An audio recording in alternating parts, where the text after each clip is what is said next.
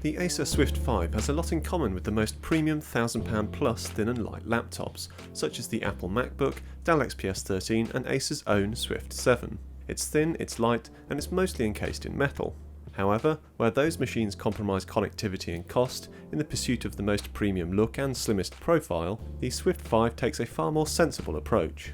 Not only does it include a wealth of connections, it's also available for just £699, making it a great option for those seeking portability and style without breaking the bank and without sacrificing practicality. Clearly though, where this laptop can't compete with those £1,000 plus laptops is in design. This is a nice looking laptop, but not a truly premium one. Where the likes of the MacBook feature aluminium panels that are hewn from solid metal, the Acer uses far thinner sheet metal that has been stamped into shape and then painted. It's also only the top and keyboard surround that are metal anyway, with the base and screen surround being plastic. Elsewhere though, the Swift 5 wants for very little. Its 14-inch display is squeezed into an impressively small chassis such that you have very thin bezels around it. The whole laptop is also very thin and light, at just 14.85mm thick and 1.36kg in weight, which is 13-inch MacBook Air territory. In contrast, the 14-inch Lenovo 510S is nearly 20mm thick and weighs 1.7kg. What's more, despite that slenderness, you still get loads of connectivity. On the left is a USB 3 port, a headphone jack and an SD card slot, while on the right is a full-size HDMI, another USB 3 and a USB Type-C. That's a great selection that means just about the only thing you'll ever need a dongle or adapter for is connecting to a wired network.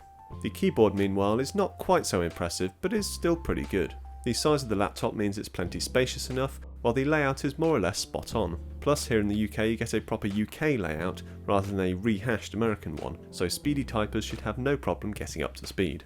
My only gripe with the layout, which is a personal preference, is that I like the way Asus and Dell, among others, have the page up, page down, home and end keys as secondary functions of the cursor keys. Here those buttons are set just above the cursor keys, which actually makes for a double inconvenience, as it's all too easy to press them accidentally.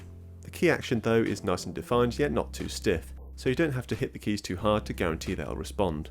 The keyboard is also backlit, and this is another area where this laptop lacks the last bit of finesse of more expensive machines. From above it looks fine, but from a normal typing angle you can see that the keyboard surround and keys don't quite line up properly, so the light spilling out from below the keys looks uneven.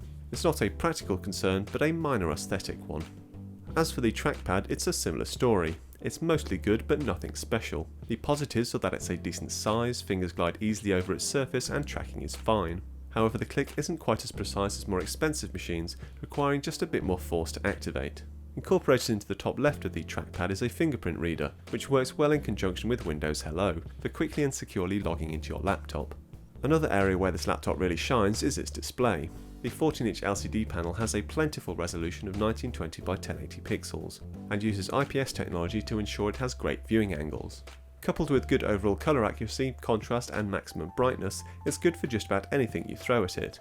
The only downside is the glossy finish, which inevitably picks up reflections far more readily than matte screens. However, it appears to have an anti-reflective coating that, when combined with the good maximum brightness, means it's still mostly practical to use in bright light. As for performance, at the heart of this machine is the choice of either the Intel 7200U or 7500U, both of which are brand new Kaby Lake processors.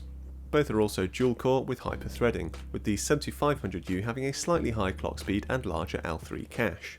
The extra £100 for the 7500U probably isn't worth it for most users, but some will value the extra 15% or so performance boost it should provide. You also get a 256GB SSD and 8GB of RAM, making for a machine that's got all the speed you'll need for day-to-day tasks. The SSD isn't one of the ultra-fast PCIe variety, but is still plenty fast enough. When it comes to gaming though, you can just about play a few basic games, but anything truly demanding will be unplayable. Instead, it's battery life where this laptop continues to impress. It managed 9 hours and 25 minutes in my PowerMark test, which compares to 8 hours 37 minutes for the similarly priced Lenovo 710S. You also get the latest multi-user MIMO Wi-Fi, while the stereo speakers are perfectly adequate, even if most of the legwork is actually done by the Dolby Audio software. Before I wrap up, there is one final thing that puts a damper on my enthusiasm for this laptop. It's annoying to see Acer has installed some fairly egregious bloatware on this machine. It can be uninstalled, but it shouldn't be there in the first place. So all told, this is a pretty solid option for the price. The Lenovo 710S offers a very similar selection of features for the same money, and it has arguably a slightly nicer design, and it uses a matte screen, which some of you may prefer. However, the Swift 5 has an hour better battery life and better connectivity, so it somewhat depends where your priorities lie. Either way, this is a good option that's well worth considering.